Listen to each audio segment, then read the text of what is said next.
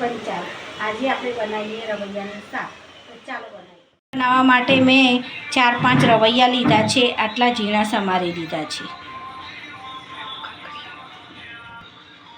હવે એનો વઘાર કરીએ આપણે.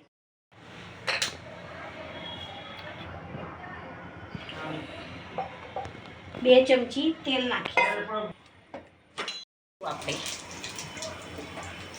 જો ભાઈ હું તો પહેલા જ કીધું બરાબર.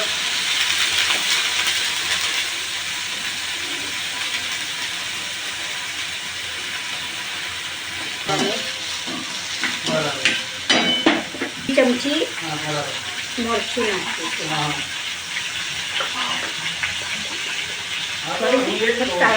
ચમચી મરચું નાખીશું. હળદર, સ્વાદ પ્રમાણે મીઠું.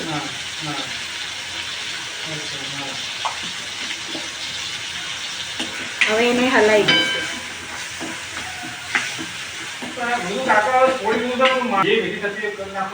અડધો ગ્લાસ પાણી નાખીશું.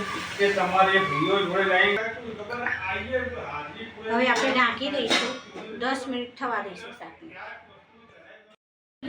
શાક હવે જોઈ લઈએ આ થઈ ગયું છે.